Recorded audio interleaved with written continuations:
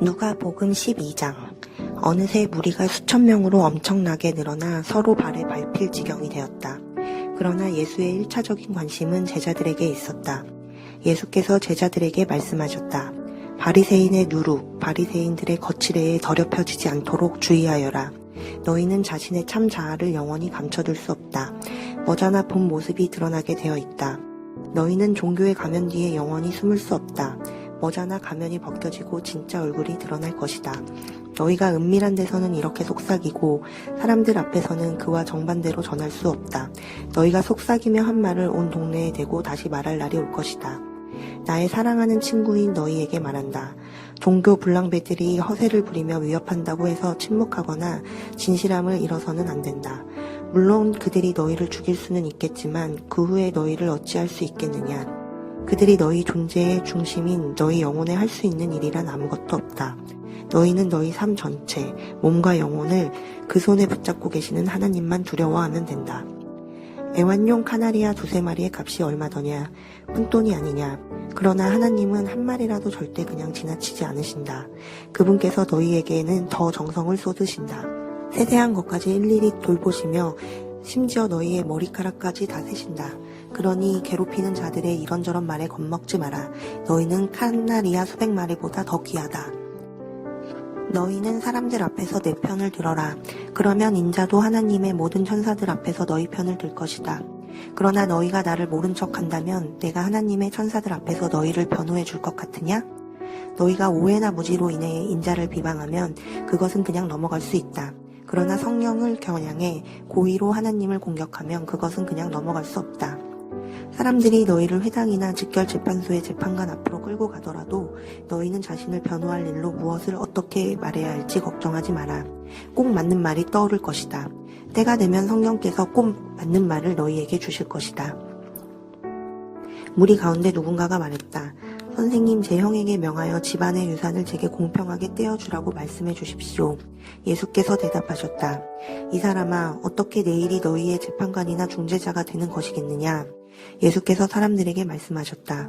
조심하여라. 털끝만한 탐심에도 빠져들지 않도록 너희 자신을 지켜라. 너희의 소유가 많더라도 그 소유가 너희의 삶을 규정해 주지 않는다. 그 후에 예수께서 그들에게 이런 이야기를 들려주셨다. 어느 부자의 농사가 풍년이 들었다.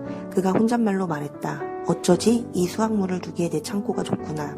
그러다가 이렇게 말했다. 이렇게 하자. 창고를 헐고 더 크게 짓자.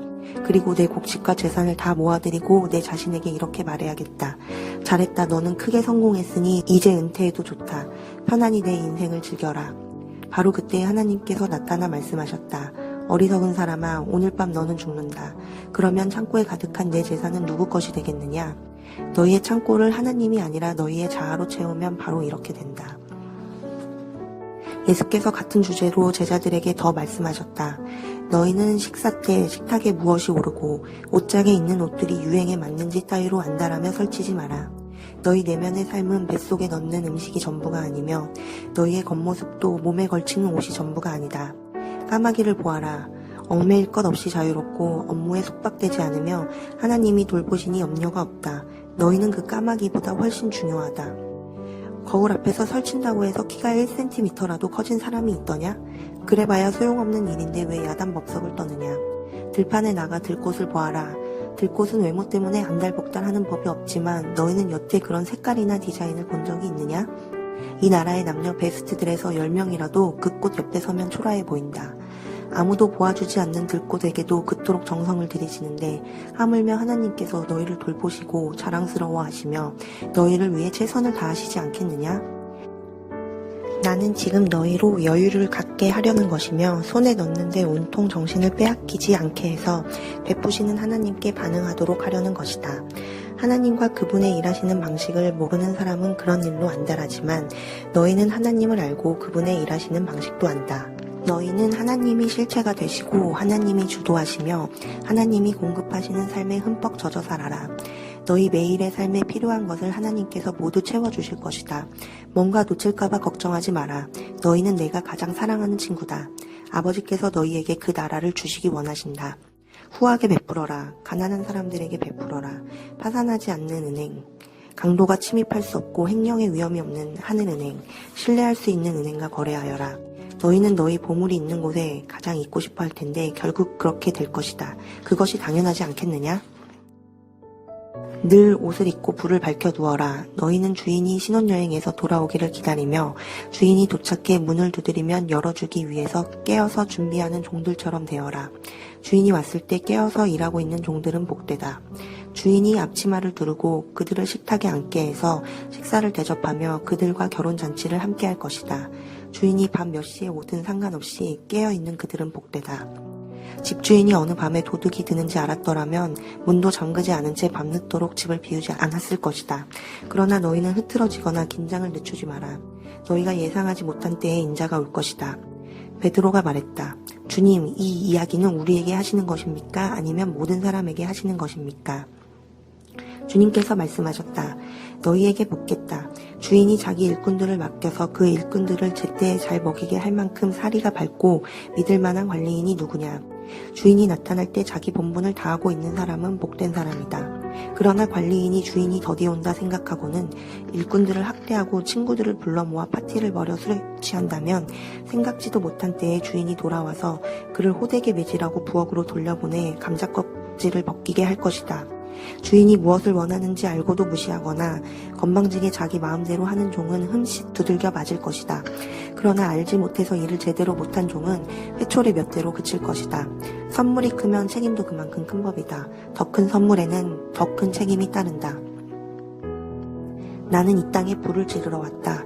바로 지금 이 땅에 활활 불타고 있다면 얼마나 좋겠는가. 나는 모든 것을 바꾸고 모든 것을 제대로 뒤집으려고 왔다. 이 일을 이루기를 내가 얼마나 기다렸던가. 너희는 내가 모든 것을 순탄하고 무난하게 만들려고 온 줄 아느냐? 아니다. 나는 분열과 대립을 일으키려고 왔다. 이제부터는 한 집에 5 식구가 있으면 세 사람이 두 사람과 맞서고 두 사람이 세 사람과 맞서고 아버지가 아들과 맞서고 아들이 아버지와 맞서고 어머니가 딸과 맞서고 딸이 어머니와 맞서고 시어머니가 며느리와 맞서고 며느리가 시어머니와 맞설 것이다. 예수께서 무리를 향해 말씀하셨다.